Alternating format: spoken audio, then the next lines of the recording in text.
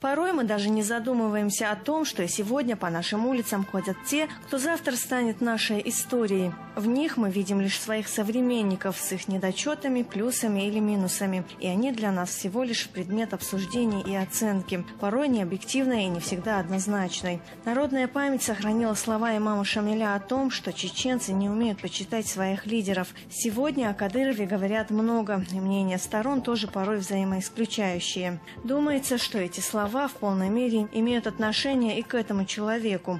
Так кто он, Рамзан Кадыров, чего он добивается и какое место он занимает в жизни чеченского общества? Постараемся просто понять этого человека и осмыслить его предназначение и роль в современной чеченской истории. Во-первых, бесспорно, что практически за пару с лишним лет именно ему удалось возродить до основания разрушенную республику. Сегодня в регионе практически нет ни одного населенного пункта, которого бы не коснулись кардинальные перемены, и речь идет сегодня даже не о восстановлении разрушенного войной хозяйством, а о устойчивом социально-экономическом развитии республики. Помнится, с чего начинал Рамзан Кадыров в должности премьера. До основания разрушенная экономика, полное отсутствие товаропроизводства, блокпосты, разрушенный жилищный фонд, беженцы в палаточных лагерях, кромешный мрак по ночам, правовой беспредел. Сегодня, по оценкам гостей столицы, Грозный уже вполне европейский город. Что, если и это не достижение?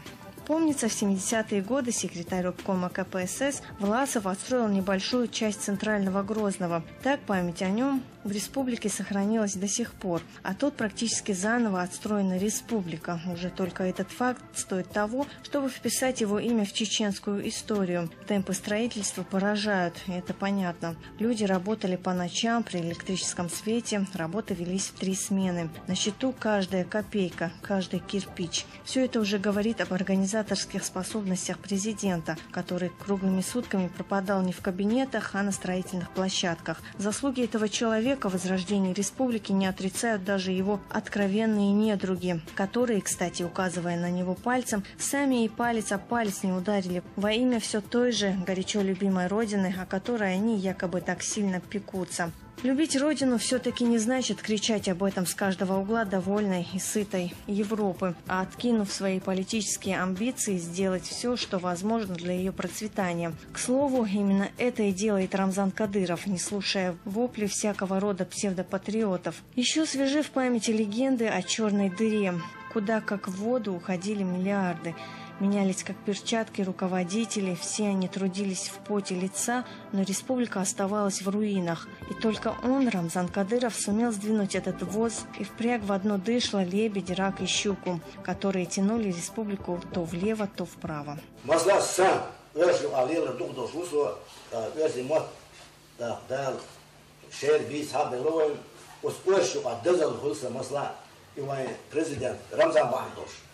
Она ухаза так стано ешу так если ты шега Allah бюхом я знаю что вообще ценом жира так вообще и он не ишгал не шкиет лак базайн да бохоя бохоя шад дикция для рухша Allah очень сюрте теле шекира вен хавла гач هيش تبادل из масла. Не секрет, что львиная доля сделанного осуществлена за счет внепрограммных средств, привлечения инвестиций, средств местного бюджета, внепрограммных средств и средств регионального общественного фонда имени Ахмад Хаджи Кадырова. Практически каждый житель республики знает, что средства фонда Ахмад Хаджи Кадырова занимают чуть ли не основную часть финансирования строительных и не только работ в республике. Фонд всего лишь инструмент, при помощи которого в республике налаживается жизнь. Сегодня деятельность фонда во многом помогает республике, в частности, в восстановлении культурной и социальной сферы, помощи малоимущим, инвалидам и сиротам. И это всего лишь небольшая толика того, что делается фондом. Сотни и тысячи людей, которые уже получили помощь от фонда, выражают свою искреннюю благодарность и фонду, и президенту.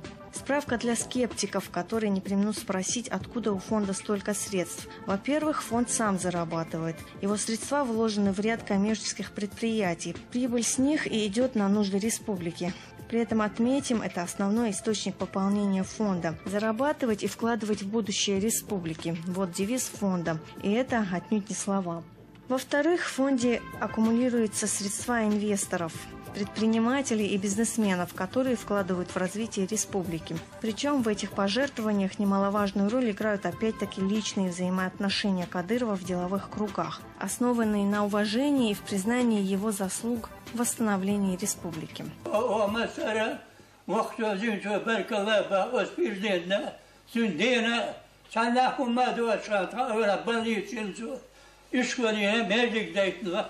Но, наверное, все-таки главное не в том, что Кадыров сделал в плане восстановления и налаживания мирной жизни, а в том, что ему удалось сделать в головах людей, в плане консолидации общества и налаживания мира в регионе. Что бы там ни говорили его оппоненты, остановлена многолетняя кровопролитная война.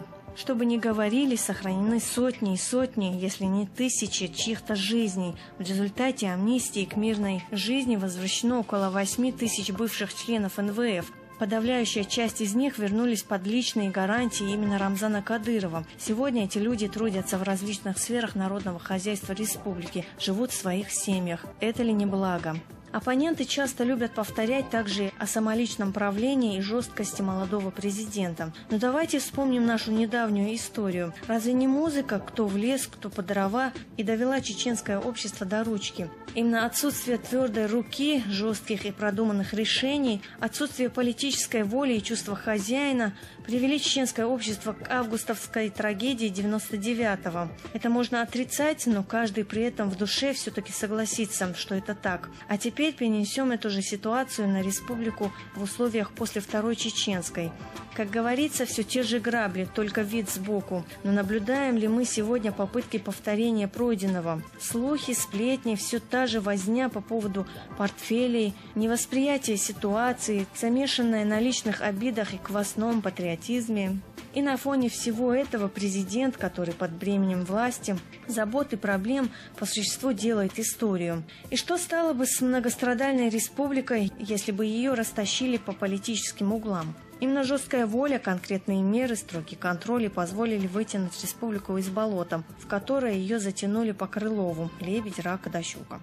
Сегодня говорят, что чеченское общество расколото на несколько составных частей – и маратчиков, ичкерийцев, и кадыровцев. Неправда. Нет никаких групп. Есть Чеченская республика, есть команда Кадырова, есть народ Чеченской республики, его законные органы, власти и кучка отщепенцев, которая никак не может смириться с тем, что осталось на обочине. Эта кучка щипит из каждого угла. Одни по незнанию реальной ситуации и наивной доверчивости, другие из-за шлейфа тяжких преступлений, которые не позволят им включиться в мирную жизнь. А третьи, потому что никак не могут применить свои политические амбиции с горькой реальностью. И эта часть не столь значительна, как ей хотелось бы себя представить. Меньшинство подчиняется большинству. Большинство – это народ. Вот принцип, который не позволит растащить республику по разным углам и не позволит вытянуть ее в очередную братоубийственную бойню.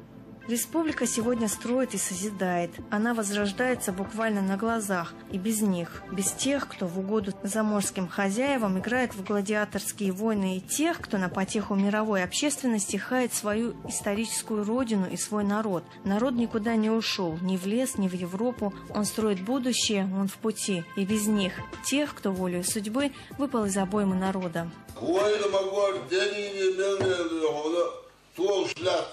Hizar vayre o yurda saşar teriyor. Tuol şlas dediğini meldir. Vay olluktu, vay belhiş bu. Akka, bezdigiş, ziyertiş. Ya bosul dinleyen o. Luştagan osul bok atto bas hocuriş yok. Şimdi hiç masladır oğlu. Hokkulu yok zaman çok. Otsu vay dik bol. Dağlı vay bosul patçavel. Vay hıyatan barga. Вернемся к президенту и его роли в истории чеченского народа. Каждый народ на определенных этапах истории рождает своих лидеров, и порой обстоятельства складываются таким образом, что именно такая конкретная личность важна на конкретном промежутке истории. На данном этапе, это без сомнения, Рамзан Кадыров попал в нужное время и в нужное место. Именно его харизма и порой его жесткие решения и политическая воля, его энергия и стремление в завтра и позволили реализовать амбициозные амбициозные планы восстановления, в которые вчера еще не верилось, ибо по самым оптимистическим прогнозам такое ожидалось только через лет 20. Кадыров сегодня у руля не потому, что у него непомерные амбиции или жажда власти, а потому, что так распорядилась история чеченского общества, и потому чьи-то мелкие политические амбиции, заблуждения, личное неприятие или доходы с кровавой бани не стоят расхождений с народом. Со своим народом, который, кстати, как ни крути, проголосовал на мартовском референдуме в 2003 году и высказал в отношении будущего республики. Ее, к слову, исполняет сегодня Рамзан Кадыров.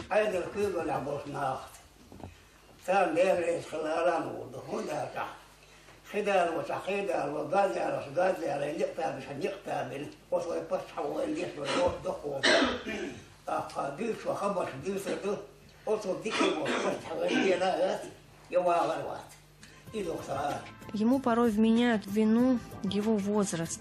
Но вспомним молодого Петра Македонского, молодого Тамерлана. Да сколько их в истории. Именно молодость, энергия, нестандартное мышление и отсутствие боязни перед грандиозностью планов и позволили им достичь в жизни всего того, чего они достигли. Так что молодость и непомерная энергия, скорее всего, плюс, нежели минус в имидже президента. И думается, что Кадыров еще удивит и чеченское общество, и мир своими планами.